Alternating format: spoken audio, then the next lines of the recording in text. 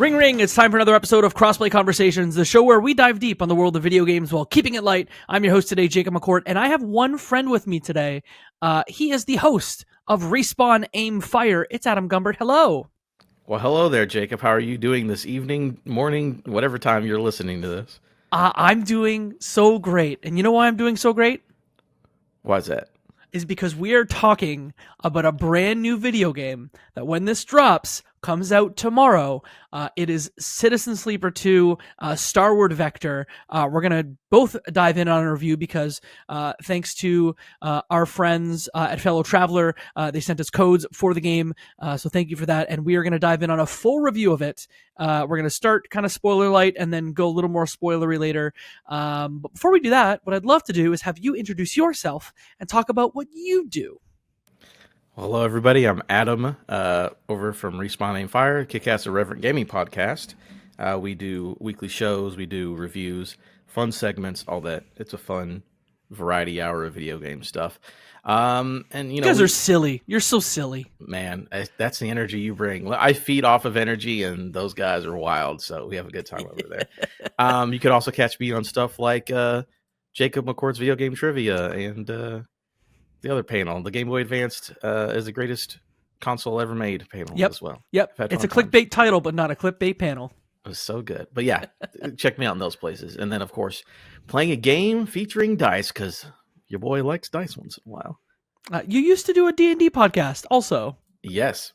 So what is the name of that? Isle of Misfit Rolls. Yeah, yes. Isle of Misfit Rolls, yes. That podcast is still up. There might be a season 3. Who knows what's going to happen? But yeah, we'll get into talking about what got us into Citizen Sleeper initially, but I'm a big tabletop guy.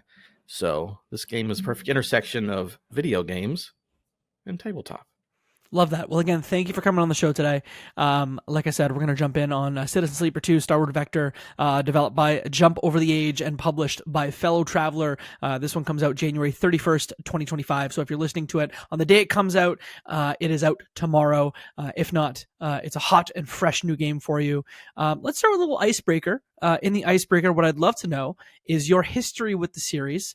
Have you played the first? I know the answer to that question. And some other games like it. What is your experience with games like Citizen Sleeper? The fun thing about that is I actually normally don't like visual novels, even a little bit. They just don't really do it for me. A lot of reading, a lot of text.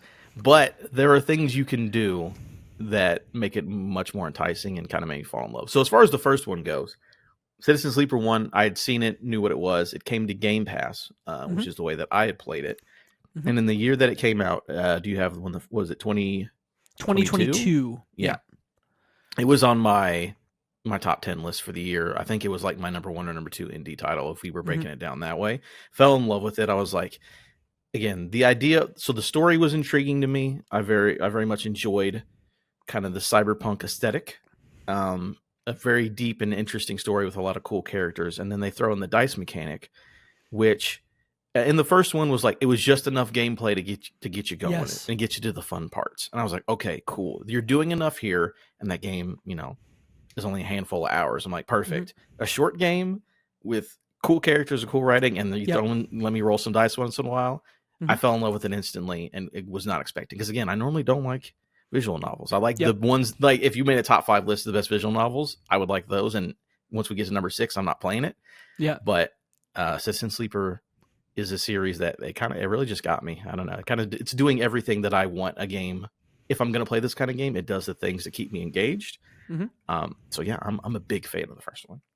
It's funny because if you're like more of an RPG and like dice sicko, I'm more of a visual novel sicko. But it was actually Joseph Hooper, who's not on today, but is playing the game as we speak, who was like, yo, Citizen Sleeper in our Game of the Year 2022 discussions. I think it just made the list at number 10 of our favorite games of 2022. But I played it in January of 23 and was like, oh my God, this would be like my number 1 or number 2 game if I had played it during, because it is just, like you said, characters, setting, just enough gameplay that's like super enticing. And just vibes, like music and art. I ordered the art book from Who's doing the art book? I think Lost in Cult is doing the art book, so I ordered the art book. It still hasn't come yet, but I loved this game when I played it, and I'm not usually an RPG or a dice person, so if this has definitely got me to consider games like Disco Elysium, that maybe it is finally time for me to jump in there. But that was my sort of experience with Citizen Sleeper 1.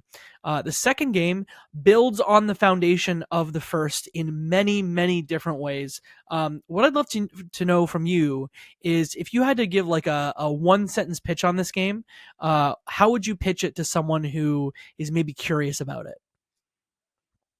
Oh, I would say Citizen Sleeper 2 is a narrative-driven visual novel Yep. with a desperate dice mechanic. Ooh, okay. I think desperation is a word for the second one that I really am, narrowing in on. Yes, the pressure is definitely on. I would probably say like it's very much like Yahtzee plus Mass Effect 2 in a way that I wasn't expecting. I do want to talk about the pressure because I definitely felt. I'll just come out and say it to start. I love this game. This game is phenomenal. It is a must play, and it is one that will surely be on my list of, no doubt, on my list of favorite games in 2025. I will not play 10 games better than this one throughout the year. I'd love to know your high level thoughts, and then I do want to talk about Desperation because that is the biggest difference in this game versus the first. Yeah, no, I kind of agree with you. Where the first one was on, my top 10 list, I don't see how this one isn't, because it is the first game, but better. Yeah. In the fact that, so in the first, again, it does the things from the first game where it's like cool characters, cool setting, all the vibes and all that. Except for now, the gameplay actually feels like it matters. Yes. And is much more intense and meaningful. So I'm like, oh, you took a good game, you made the gameplay better, therefore it is a better game. And yeah, I'm with you. There's no way it's not on my top 10 for sure. And it's funny because the way the game is set up is actually very similar at the outset to number one, where you play a sleeper who is essentially an emulated human that lives in an android body. They call them frames. But essentially you escape from your captor in both games. In the first game, it is just the corporation that created you as an ARP. I've never said that out loud, S and ARP. And then in the second game, there's actually a gang leader that controls you, that you escape from at the start of the game on a really decrepit ship. But at the start, it is very much Desperation, name of the game. You are escaping your captor lane. You are in a terrible, crappy ship, and you need money to keep going. And that usually means like, hey, you need to take on jobs. But not only that, but your frame is also failing you. So it had, I don't know, I've not played a game that gave me the same feeling as doing loyalty missions in Mass Effect 2. That like, this is the first time I've experienced it since I played that game like 15 years ago. Yeah, and then the whole thing about the stress mechanic. So again, in the first game, yes, you had the whole dice rolling mechanic, and yes, the dice would get lower if you had more. Every cycle you roll five dice if all goes well, and those dice dictate the actions that you can take during your cycle, aka your turn. Yeah, except for in this one, again, like you're more desperate. You need. So in the first one, there's a mechanic where it's like, okay, I need to constantly take medicine because my body falls apart. In this one, they get away from that. You're like, you don't need the medicine, but now you're basically replacing the need for medicine with the need to, either escape someone that's coming after you or to keep your ship going. Because cool thing in this game as well, you have a ship and you can build up a crew. You collect all the strays and you're all buddies. So you're taking jobs where you're like, okay, me and my 3 strays I just picked up, we're going to go out here and like do a salvage job. But then, something goes wrong, and then you start building stress, and then things become harder. And then you're like, oh, my dice rolls are all worse now, but we've got to do this job because I got to get enough money to get to the next place. And it's, again, in the first game, there was a dice roll mechanic, but it never felt like if I don't do this job, everything is going to go bad, or like I'm not going to make it out. Like it got so bad. I talked about this to Jacob earlier. It's like at the very beginning of this game, I feel like I screwed myself so bad that I restarted the first 30 minutes of the game so I could have a better outcome, because I literally ran out of time to do something. Again, the game might have adjusted and everything might have been okay, but to me, I was like, no, I got to do that better. I didn't restart after that point. I let the dice lie, and whatever happened. But it was like, you feel like, man, this is tough. I'm not just trying to buy medicine. I'm trying to get fuel for my ship. I'm trying to do these things by these certain deadlines. I'm trying to help this person out. Am I worried this person's going to double cross me? And again, all that story and those characters are there from the first one, except for now, my dice rolls matter because things can go bad and they feel bad when they go bad. But then it's even better when they go right. Yep. There were multiple occasions. So, like you said, there's sort of the main mission where you're going around to different planets in the belt that you're on to essentially take on jobs and meet characters, have conversations, collect items, blah, blah, blah. But then you go on these like contract missions, which take you out into the weird corners of space where you usually have to accomplish a specific goal in either like a specific number of turns, or you have to do it before like stress builds up for your character, for your sleeper, or like macro level stress on the mission happens. So you can essentially be on a run where you have to go to a space station or a ship that has been marooned and you have to search through it.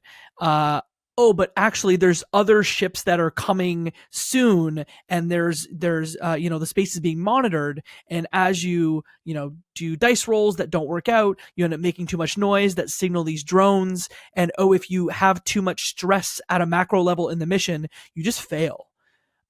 So there were multiple occasions where I was one dice roll away from losing, and I was on the edge of my seat. And more than one occasion, my partner Jess can attest to this, I would audibly throw like a "come on" or like a "yes" when a dice roll would just go my way, especially later in the game when I got glitched. Yeah, the glitch mechanic. That's also, again, where do we want to explain stress and glitches? Yeah. So stress is basically, you have your dice. Again, you have a 1 to 6, and then you'll either have a plus or a minus, like kind of like in a lot of tabletop role-playing games. Like if I'm good at this, like engage is one of the roles you can make. If I'm good, you can be an engineer. You can have intuit, and each one like specific tasks fit within that bucket. Yeah, and you can add a +1, +2, or just like a straight roll. But also, if like you're not good at it, you'll get like -2. Yep. So the idea is like, okay, I'm really good at this. I want to focus on doing the engage roll because I'm good at engaging. And then it's like, all right, it's a +2. So if I put my 4 into that, it's automatically a 6. So that's automatically a super success. But the top of your dice roll, you get an instant, it's going to be positive. Then you have the neutral, which is like something good will happen. 6 is 100% positive. Yeah. A 5 is 50-50 positive neutral. A 3 or a 4 is 25 positive, 50 neutral, 25 negative. And a 1 or a 2 is 50% neutral, 50% negative outcome. Which I do not do. Unless, again, you're forced to do it and you're like, I just got to get it done. But again, if you get either the neutrals or the negatives, again, you might still put more ticks toward that counter that you need to do, but you'll take on stress or something bad could potentially happen. Once you build up enough stress, it starts to take away your dice because your dice start to break down because you're stressed out, and you'll literally lose dice. Well, they'll break, and you'll, instead of having 5 this cycle, I only have 4. But then it kind of counters out because it's like, well, since my stress is this high up, I can't roll a 2 or a 1. So you're getting all 3s and above, but now I only have 4. Whatever, it equals out. Once you max out that stress, again, I played on the medium difficulty, which is suggested. Which, oh my God, the one time that my stress went all the way out, there's a very specific mission where you kind of get left on your own in a spot you don't really want to be in. And mine maxed out. I was like, I guess I'm going to die here. And it's sort of like, hey, your body, your frame saves you from the situation, but you are permanently kind of scarred. And you get a glitch where it's just like every once in a while, you'll get a dice that is, it doesn't matter what you roll. It's going to be 80% going to fail, 20% it could succeed. And that's just what the dice is. And you're stuck with that based on like, I took too much stress. I pushed myself too far. I did what I couldn't do. And now I have permanent consequences for it. Sometimes those things can be taken away, but in general, it's like, it's like, how much do I want to push this? Like, I need to get this done, but is it going to be worth it in the long run? How desperate are you? Kind of an idea. Well, I mean, to that point, Another difference is that on these missions, you can use an ability called Push, which there was something similar depending on how you use the skill tree in the first game. But in this game, if you use Push, you can re-roll some of your dice. But depending on the way, and this is probably the number one thing that I took away from my whole playthrough is the way that I set up, because there's two skill trees. There's the one that we described around like the types of roll that you want to have, and depending on the way that you spec your character at the beginning of the game, you will always have sort of one section of the skill tree, if there's 5, that is just going to be redded out. So you can't be an engineer and use engineer skills, for example, but you can kind of max out the other 4. On the other side, compared to the skill tree, there's your push tree, which push is almost you use your on a controller, your left thumbstick, and you click it in when you're on missions, and then you can decide to, in a risky fashion, re-roll dice. But depending on how you spec that out, you could damage yourself as you do that. So when I started the game, I didn't realize that right away you can choose between a perk that essentially gives you more rolls, more re-rolls, or takes away damage. And so, or automatically gives you stress. And so I guess if you're going to play Citizen Sleeper 2, just look at the push tree very well, because you can really, I don't say you can screw yourself, but I would say I had 2 glitches for most of the game. And it was mostly because of how I used push, which was I used it a lot, and usually got stress that ended with me having glitches on my dice. Fun thing about this, that you're talking about this, we didn't talk at the beginning. There are 3 character classes which Yes. kind of determine what skills you're good at the beginning. So I don't remember the name of the class. Mine was more of like the kind of the big strong boy is basically what I would say, better at engage and that stuff. Yep. My push dice did not do that. My push dice, when you're on a mission and you use it, it makes your people who go with you, your other crewmates, it makes their lowest dice go higher. Oh, so mine was about like supporting the crew and making them better. So whenever we're on a mission and they need to roll because maybe they have a skill I don't, it's like, oh well, you rolled a 6 and a 1. All right, well we'll use the 6. Automatic success, awesome. I really need you for that other one. I'll take on 1 stress, and now your 1 becomes a 3 or 4. It just depends on how much you upgrade it. So mine was about like supporting my crew and making them better. My push had nothing to do with my personal character at all. Interesting. Okay, that's good to know. And again, that in my mind, that almost encourages me, like not right away, but it almost encourages me down the road that like maybe I should replay it with a different skill set, because that would change the gameplay quite a lot. Yeah, and there's a third one that we don't know what it does because we just played those 2, so I'm not entirely sure. I do wish, and I will say this, like this game's phenomenal. It is a must play. My nitpicks are the tiniest ones. I do wish when we went out on missions, so as you gather your crew, you might have half a dozen like crewmates by the end of the game, depending on how you play. Obviously, if you get missions that bring them on, you can bring them onto your crew and you can use them in those like contract missions. I do wish I knew a little bit more about the missions I was going on and what skills would be most needed out there. But from the other side, from the sort of game design perspective, I sort of get we're not going to tell you what you're going to need on this mission, because like if you were out there doing those missions, you wouldn't know what you need until you get out there. Yeah, like you can take it from the description and be like, hey, you're going to go on a mission where you're going to have to search for stuff. Then do I need people with Intuit skills, or do I just pick people that are complementary to my own? I always picked people that were complementary to me, rather than like people with specific skills based on the description of the job. Yeah, I would always take one person who like had one overlap with me, and then another person who didn't have either one of ours. I'm like, because I don't know. Maybe I need a techie person out here. Maybe I don't. I would rather have you and not need you than the other way around. So yeah, it does. That's an interesting. You could be like, that'd be nice to know, but then maybe that was it's definitely on purpose. The tiniest nitpick, but one thing we haven't talked about in detail is the characters and the writing. I just played Citizen Sleeper 1 like after 2, so I played 2 all the way through. Then I decided I'm gonna dip my toe into 1 and see how different it is. This game is, if Citizen Sleeper 1 sort of, it almost dumps all the missions on you at once, because for that one, you're on one space station that is sort of just very long. And a lot of your missions open up at the same time. This is a longer game. And I found that it didn't overwhelm you with stuff.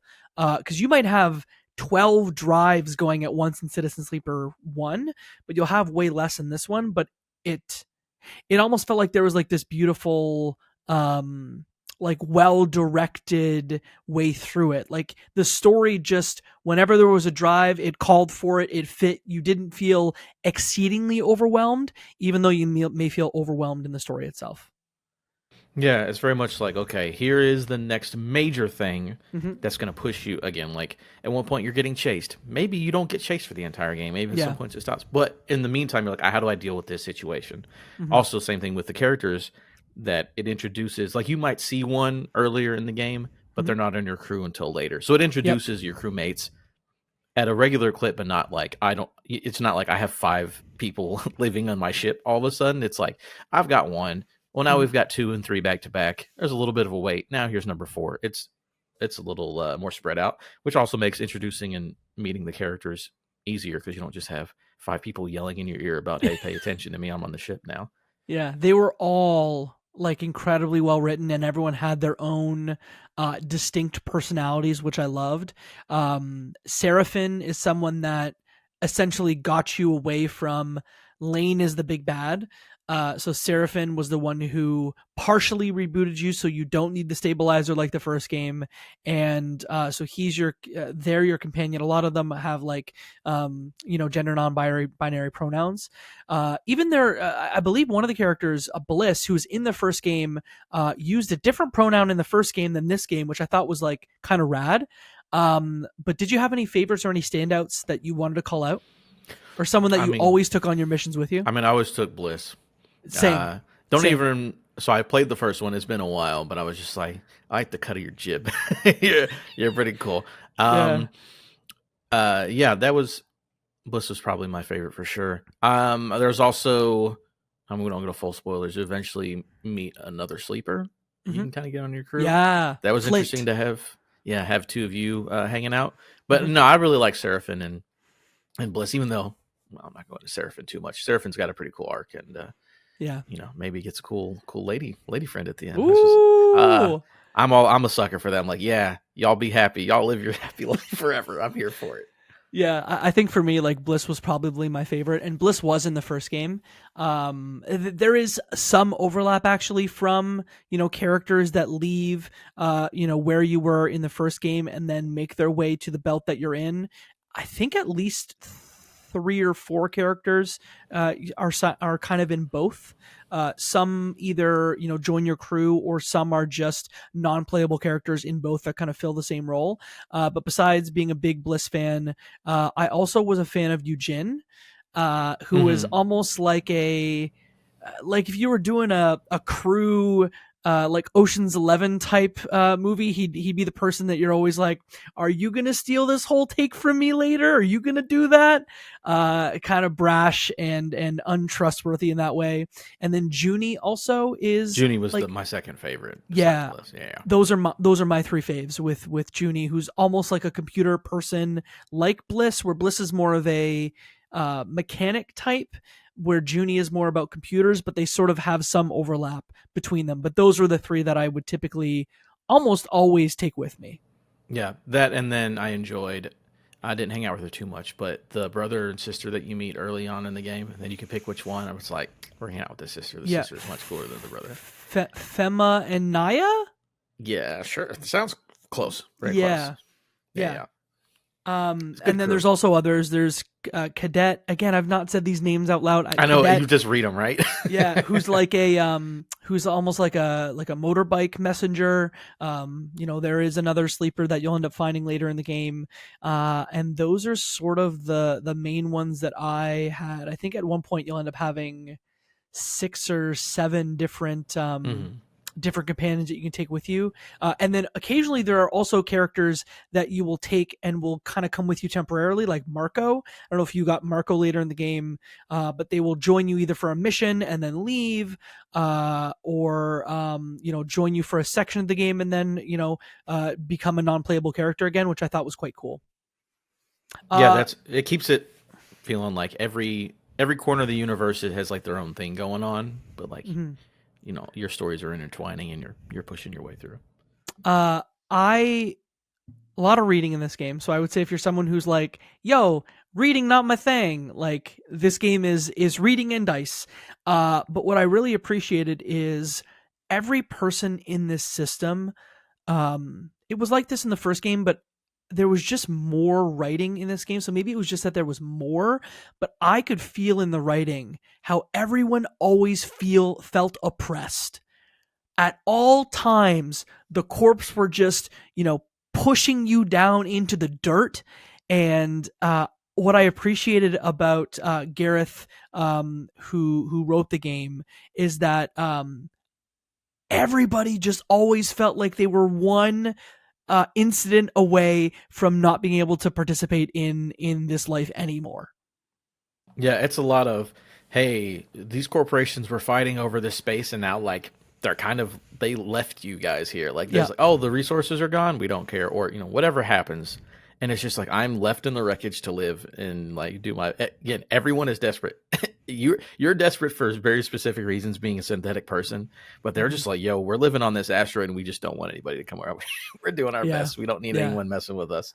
I mean, even you were talking about, God, again, very Mass Effect, where everyone has like not necessarily a loyalty mission, but everyone has like a thing that they're working towards. Yes. And a couple of those characters are like, one of them is straight up just like, I want to find a way out of here. I don't want to be in the belt. I want to go back towards, they never really say, but I'm assuming like go back towards Earth, go back towards the inner colonies. Like, we're stuck here and I don't want this. And it's like, ooh, what a arc to be like, can I please be free? Yeah, the writing's very good. A lot of descriptive, a lot of you very like, you know those kind of a novel. That's a novel, a visual novel, some would say. Yeah. But the thing is, they don't spend time on the little things where they just presume that like, hey, you'll probably, realize that a lot of this is in zero gravity. So a lot of the meetings, just like the way that it's written to describe like, and yes, I grabbed this top of this door and made my way in.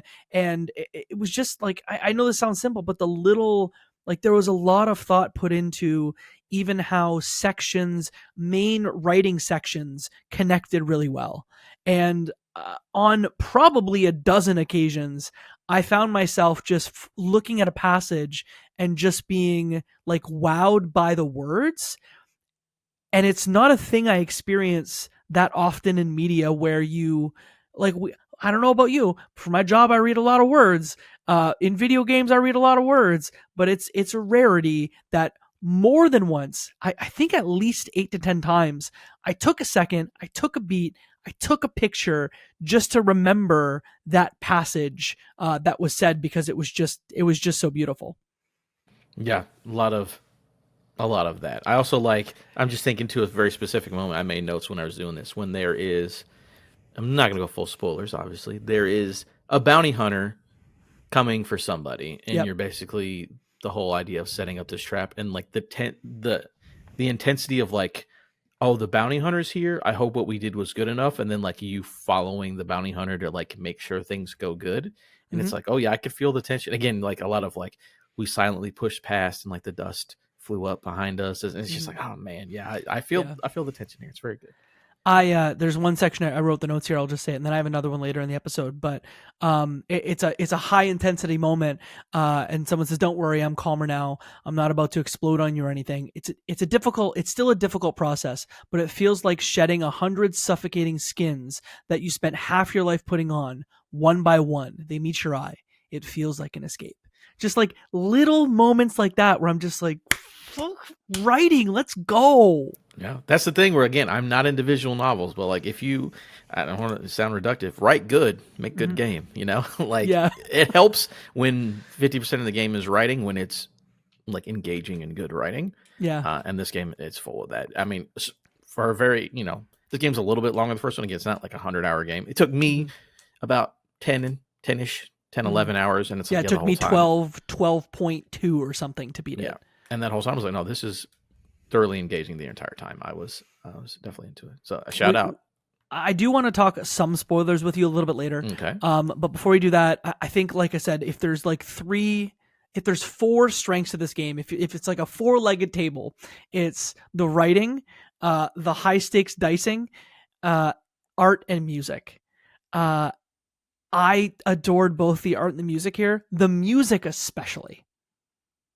And what I found with the music is that it doesn't play all the time, but especially when you're going, you're going to sleep and you are waking up in a new cycle, and that cycle there is something high stakes happening, or like one. So there's a lot of timers in this where like, hey, I have to wait 4 cycles, 6 cycles, 8 cycles for this thing to happen. Um, Always at the right time from like a programming standpoint. The music would just hit, and it was always the song that matched the mood. And I don't know how they did it, but it rocks. Yeah, I'm with you on that. And especially, music, wonderful. I also big fan of the art. I don't know how to explain art styles because I'm not an art major, but I just like these little character portraits. I'm like, oh yeah, I love the amount of like care and love to put into like every person. A couple. Most characters will maybe have like a couple. Like Seraphin starts out in one pose and he's got his one art, and then at the end it's different. He takes his jacket off. It's cool, but it's like the amount of character in each one of those like still images is amazing. It's like those little trinkets and then like the way that they stand. And again, I'm not an art major, but I could love a sticker book full of all these little character portraits, and I would eat that up and throw that all over the place. Yeah, I almost think like, not that I'm a tattoo person, but like getting a tattoo of a 6 roll in their dice way would be rad, because the dice look a little bit different than traditional dice. But yeah, it's a comic book artist. Guillaume Senglin is, I think, how you say their name. But it is very like Image Comics. Hey, if you not to diminish their work in any way, but like I want this to be an Image comic. Like that is kind of the vibe that they're going for, where I can name, a series of, hey, is it kind of like Saga? Is it kind of like The Walking Dead? Does it fit the Kirkman vibe in comic a little bit? Sure. I'm dumb as hell when it comes to art as well, but it's something that I really appreciated. And Amos Roddy was the one who did the music and the sound, and they rocked it too. So it is just this, like, everyone's putting their best work into this, from every dimension, which I loved. Yeah, and it's definitely one of those things where sometimes you'll get a game where it's like, oh, you had an artist was really in their bag, but then it's like, I don't know, do all those things come together to make the game actually enjoyable? And it's like everything you guys did is very enjoyable. Like Yeah. the art with the music, with the writing, with the gameplay, with the story, all of it goes well together. So like, again, I'm not shocked I'm liking one so well, but I'm like, y'all, they did it again. I didn't realize until I was doing research for this episode that Jump Over the Age, this is actually their 3rd game, because I just thought they did Citizen Sleeper 1 and Citizen Sleeper 2, but they had a game that came out in 2020 called In Other Waters, which almost looks like an underwater version of Citizen Sleeper, where it's less about the dice rolls and more about like maps and ecology. So it's something that I will definitely want to check out, having played, in the last month like 20 plus hours of Jump Over the Age games. Definitely something I want to check out. I've definitely seen this cover art for sure. I probably own it randomly in some bundle I bought, but like, yeah, now that I know this is that team, gonna have to go back and check that one out. It's already on my wish list. There you go. I think at this point, what I'd love to do is maybe put up a spoiler wall. So if you are interested in playing Citizen Sleeper 2, what I would recommend is do it. But go play it. Come find us later so you can hear our thoughts on the story. If you check the timestamps, there will be a stamp that kind of says, hey, when the spoiler wall is done. So you can just skip ahead to that. So did you have any call outs or specific storylines that you loved? We both talked about Flint, the other sleeper, and I think that is definitely one of my highlights in the story as well. Yeah, because again, in the whole idea of a sleeper is a person sells a copy of their consciousness to a corporation for basically just like hard labor, right? So if like, hey, I need $20,000, Omega Corp, make a copy of my conscious, use it as hard labor, and I get the money. But then you have to think about like, what does that mean for when that person wakes up? in the artificial body. It's like, is this a person? Is it an exact copy of a person? Does it become its own thing because it's not connected to the original host? You know, and you get all of those questions. And again, in this game, you're so busy like running your crew and doing missions and like trying to solve your own problem as your sleeper. And then you meet another sleeper who is like not. So again, they're synthetic. They have like vinyl. They're basically explained as having like vinyl like skin and all that. And this one is just like half apart. Like it is completely broken down. Flint is worse for wear. And it's like, oh, and then they bring up a point. Flint like, oh, you don't remember, do you? Like we used to work together. So like after the reboot, the thing that stopped you from needing to constantly take the medicine, like your sleeper forgot everything that happened before that point.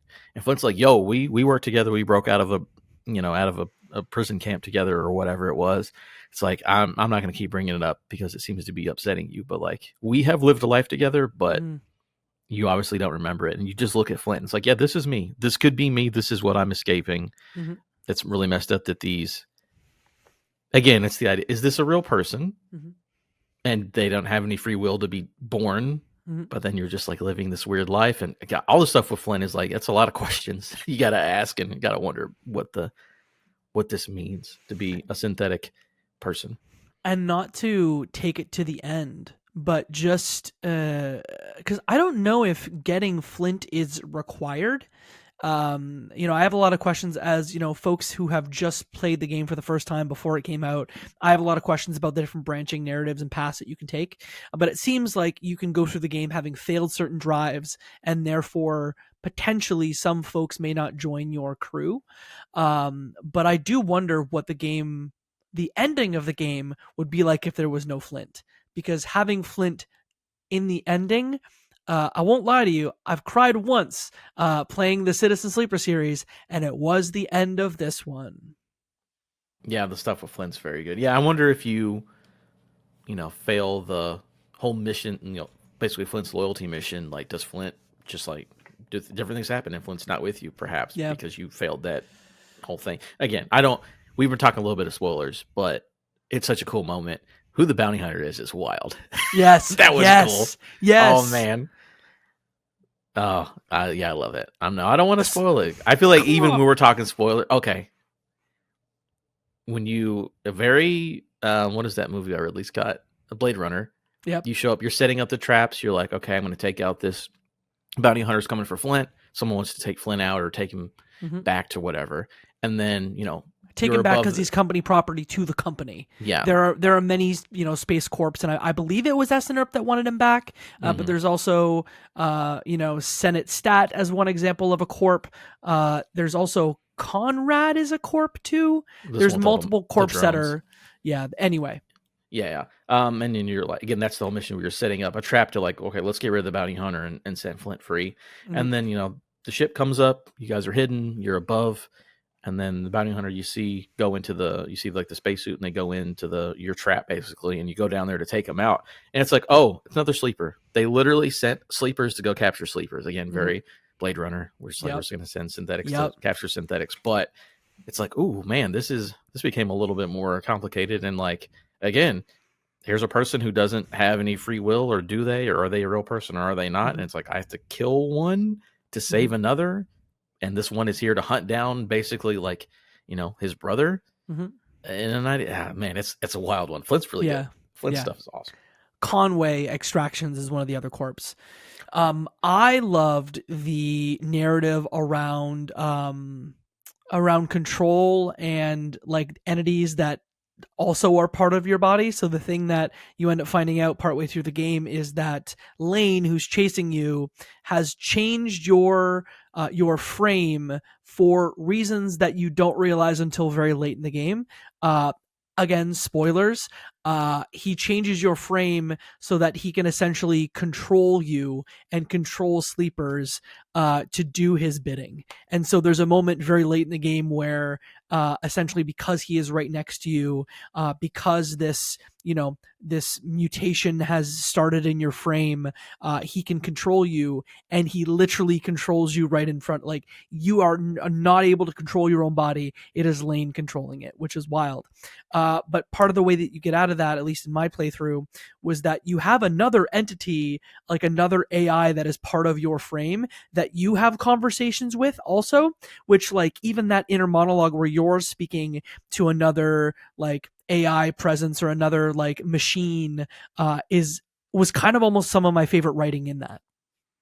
Yeah, they do a lot of good work with. Actually, I love when you first explain that your body is changing. Basically, you find out for Lane to control you. It's like, oh, I feel like this thing under my skin that like is growing. That's gonna like, Yeah.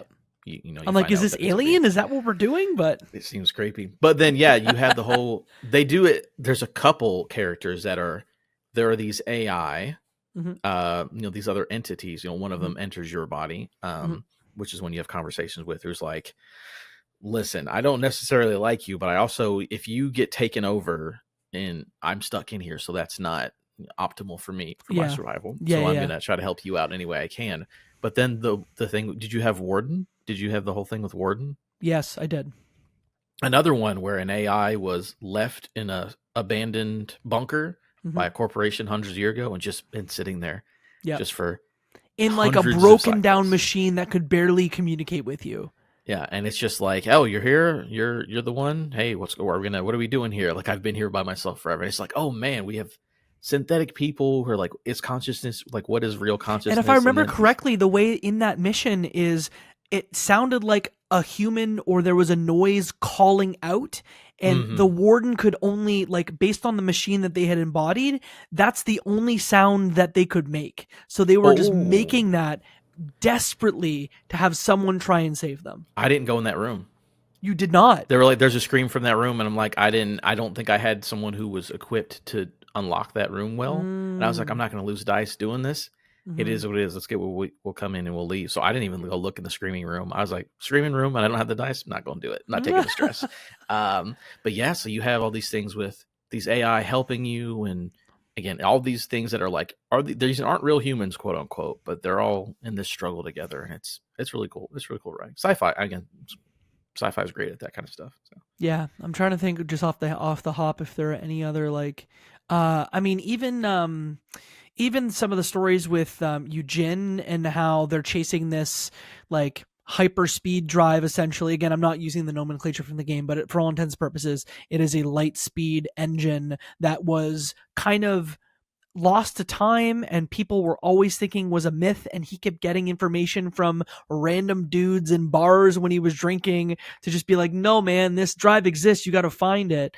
And you essentially, at least in my playthrough, you get put in this position where you end up going through a series of missions and you get to that drive after you've chased it for almost the entire game, but due to other corporations that are also closing in on that, you can't fight them all. So there's a moment where one of the factions from the first game, weirdly enough, from the DLC in the first game, Peter is part of the Singers, which is like one faction that had to, there were different moons that you had to take care of in the first game.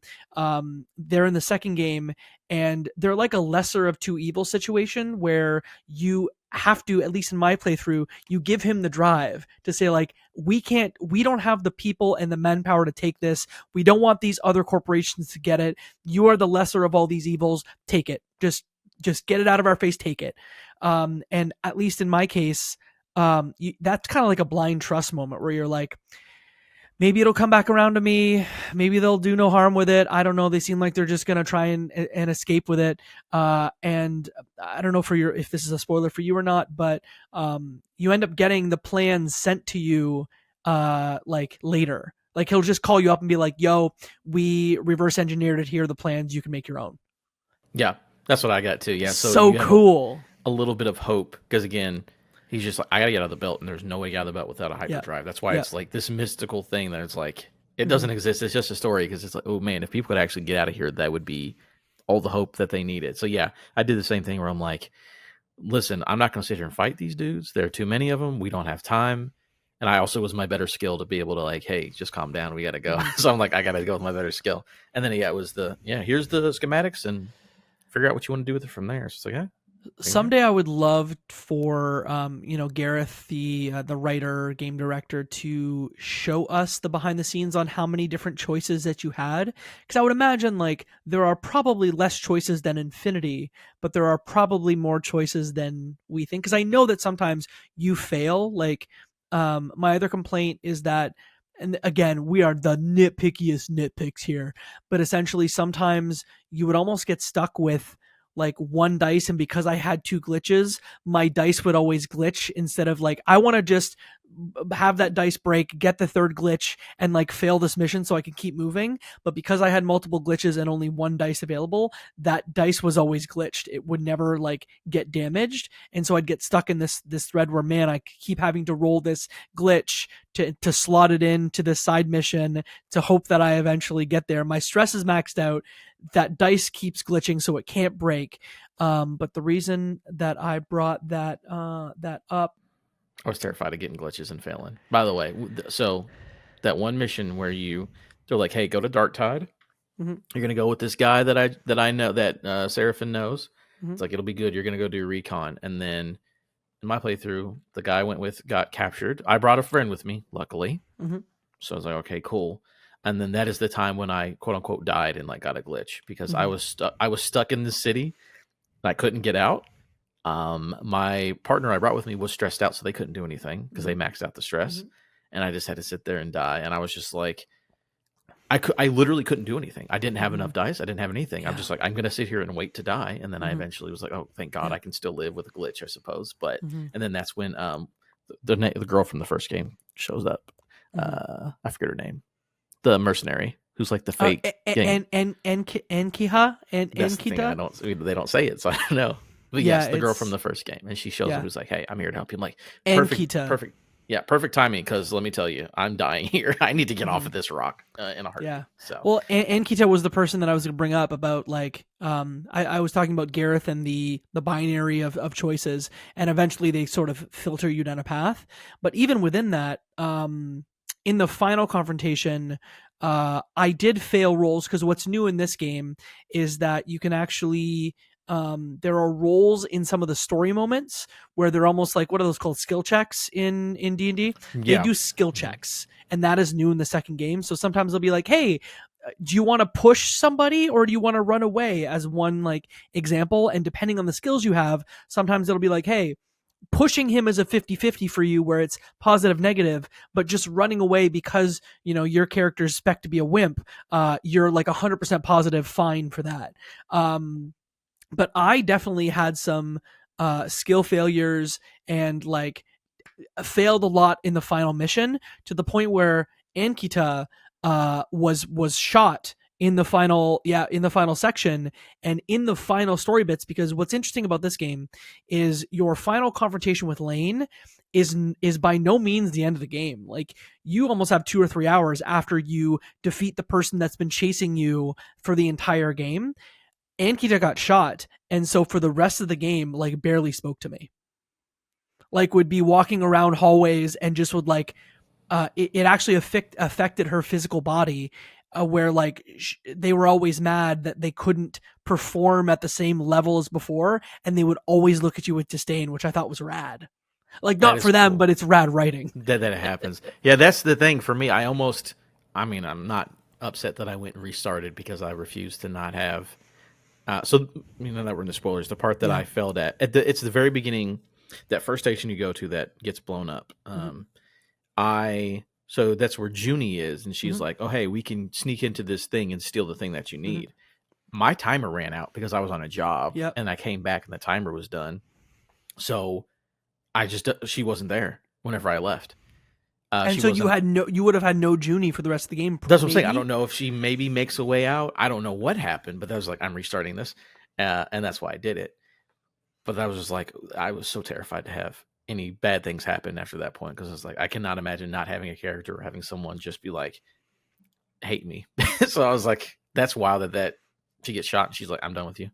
I mean, and Junie had one of the better, like, I don't want to call them loyalty missions because that's diminishing it, but had one of the better missions or contracts where you go into an abandoned like space station that she finds, and then you collect a rogue AI that AI is used later in the game. Like just cool, and the way that like small things that happen end up helping you in the back third of the game. Like I know this is kind of classic game design stuff where like, hey, there's a payoff, but like the payoffs are good. I mean, the whole overseer thing is just like a normal mission where you're extracting Yep. a core or what was it from the company just to like Mhm. get data, and then it's like, oh no, this AI of this ship like put itself in every part of the ship, and then it started to slowly degrade. So there were 3 separate entities of the same entity that whenever you did the mission just got stuck in your body, and it's Yep. like it's just a normal mission when you do it though. It's just like, yeah, go collect the core, and Yeah. that's what No the mission is. problem. But it ends up being like, oh, there's this like Cerberus AI that's like in my body, like helping and maybe hindering me at the same time. And it's just like, it's just a normal mission. It starts out. That I don't know if you this is a very Canadian thing, but do you know the show Reboot? Is that a thing you're familiar with? Yeah, I'm aware of Reboot. Okay. Yeah, I know what it is. The Hexadecimal, who's like the female baddie in that show, has a face that rotates, that has different masks on, and that it reminded me so much of the Overseer, because the art on the Overseer is cool because it's like a degraded, like almost ghostly AI that is split into 3 parts, and the art is rad on that. But that's what that reminded me of. I love when they start talking to you. It's just like one of the pieces of the 3. Yes, It's like you hear like a faint whatever, and then like all of them come in later. And it's like, oh, that's cool. That's cool. Yeah, this game, there's a lot of payoffs. And again, I would love to see what happens when you fail stuff, because I am not afraid of failing. I hate to fail. So I'm like, I made sure I cleaned up every little side quest. Yeah. I did everything with every possible person. That is cool that it lets you fail and the game still continues. Like that's great writing and great game design. But I'm happy it didn't happen to me, but I am very curious what happens if like I didn't have Junie from the beginning. You know? Yeah, the same. I could see how this game, like obviously you're gonna have Seraphine with you the whole time, but it looks like you can almost lose almost anybody else. And so to not have certain characters, like I just don't.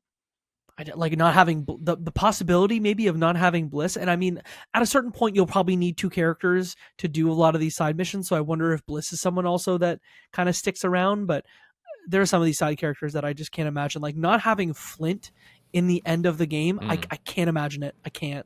That's a whole emotional beat. How did you feel about the end of it? The ending. I was caught off guard. When that came up, Bliss is like, we're gonna have to do a hard reboot. And it's like, okay, so I know what that means is that like we could die, but it's also probably going to be like I guess you forget everything and you have to restart your life or whatever. I put it off as long as I could. I was like, okay. They even say they're like, it's really cool because like again, you do the whole thing with Lane, and they're like, okay, we're going to reboot you. Basically, you're not going to be who you are anymore. You're not going to remember any of us, and that kind of a thing. And I was like, okay, I'm going to take my time. Side mission for everybody. Everyone goes and does their own little thing. Even though you start gaining glitches without stress, like you just start degrading because your body can't take it. And then Seraphine's like, hey, we're just gonna, as long as you need me here, I'll keep you up, and we'll do what we got to do. And very supportive. And I'm just like, let me visit every person I've ever met. You know, basically let me tie up all my loose ends. Yeah. Kind of like, you know, when someone's like, I'm sick, but like I'm gonna go talk to everybody in the family I haven't talked to for 10 years to make sure everything's okay. And it's like, yeah, they get that emotion. Yeah, it's and maybe I had missed the part of, and it's so dumb in hindsight that there was this hopeful part of me that was like, maybe my sleeper will be okay, and maybe I'll remember who I am, which is dumb because how did we end up starting this game? You don't remember anything that happened, you dummy. But maybe I was hopeful, but to have like to essentially have the reboot happen while you're holding Flint's hand, and Seraphine has a coin that they end up playing with for most of the game, and you end up with the coin in your hand, and just, you know, the game describes in detail kind of what it's like to feel that coin as you're losing consciousness, as you're holding Flint's hand, and then it just goes dark, and then there's credits, and that's it. And that's it. Did you go in and hit continue? I think I did.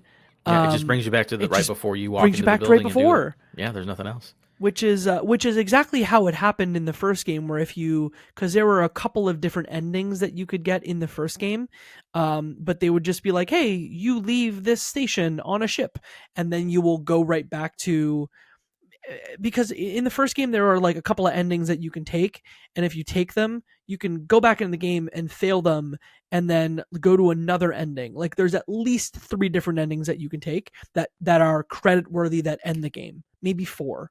But in this one, it seemed to me like if it's a point, like there is one ending. Yeah, it And seems it's like this. either you fail so much that your character dies Yes. and you're just dead, or you get to this ending where you reboot. Again, we don't know. There could be crazy stuff, but from what we experienced, that seems what it points you towards, which is, Yeah. and then I love how they do when you're getting ready to be rebooted. It's like, I don't know, if you could remember, what would you want to do? I'm like, oh, me and Seraph are going to be on the ship with a crew exploring. That's Same. the thing that I just wanted doing to this. do. Yeah, let's do this forever. But our home is wherever we are at the moment. And then also that last description right before credits of like explaining what it's like to start to get rebooted. It's like, oh, this is just like dying. We're explaining what it's like to like go into the great abyss at the end of your life. It's like, oh, good stuff. And even through dread, because this game is just dread upon dread, what I appreciated is that there was hope. And hope may have been, hey, a colony that's kind of figured out how to live and how to, cultivate their own vegetables so they can be relatively self-sufficient. Maybe it's, hey, Bliss has kind of figured themselves out and figured out what they want. Or Seraphin has found someone that they really love, that they can kind of see themselves. Like, even in the shit, there's still hope. Yeah, I mean, there's even, I love the side mission. I didn't get to it to the very end because I basically explored the planet sort of in a line of where the story was taking me, getting to the greenhouse kind of planet thing, where it's like, oh, hey, we're growing these, basically we're growing the food for everybody in the belt. And it's a character. I feel like that character's in the first game. I might be crazy. Aki is in the first game. Yes. Okay, I thought so. They look familiar.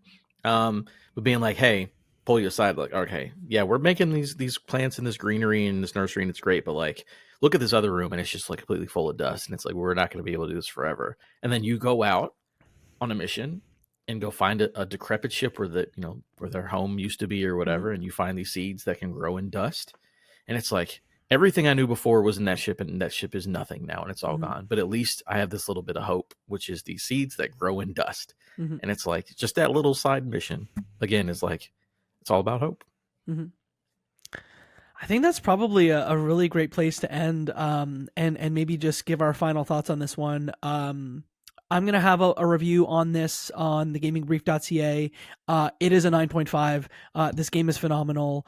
It is a must play. It will be one of my favorite games of the year. The sad part for me is that they've announced that this will likely be their last video game entry in the series, that instead they are talking about potentially doing a TTRPG, which for some people, I'm sure like yourself, Adam, is like, woo, give it to me. But I almost want a third game. But maybe I'll get into the TTRPG. I don't know. It's a must play. The writing's phenomenal. The music's great. The characters are wild. You'll be on the edge of your seat. I promise. You must play this thing.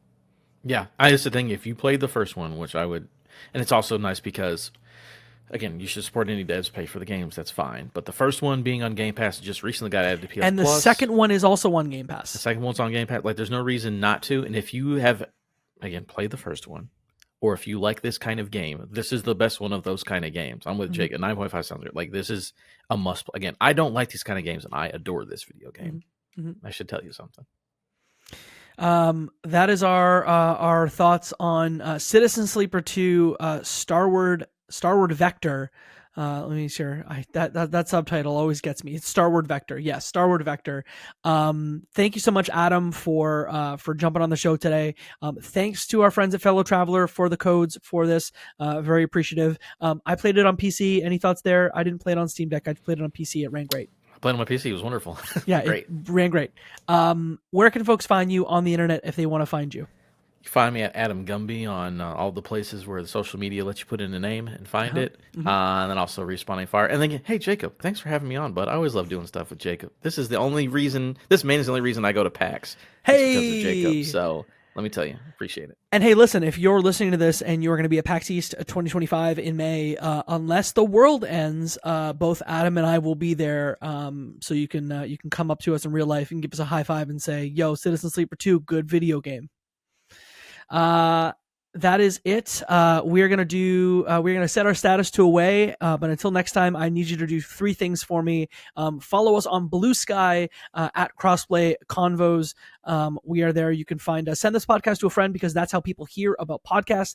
Or give this a review on your podcasting platform of choice because it really helps. If you've made it all the way here and you've not played or listened to anything about Citizen Sleeper, you will see in the Left Behind Game Club feed a book club discussion of the first one that would have also just come out featuring Luke Lewis. So I'm sure you're thinking to yourself, so wait, Jacob, hold on. Luke is on your other show, not the show you do together, to talk about not the game that just came out, but the last one. The answer is yes. But we will have played both of them, at least Luke a little bit, so we can give context on the first and the second. So if you want to check out content about the first, I'd recommend you do that. That is all for now. So with that, I leave you with this from Citizen Sleeper 2. I want to build something here, in spite of everything, in spite of the fact that they could take it all away. Because that's the point. Bye.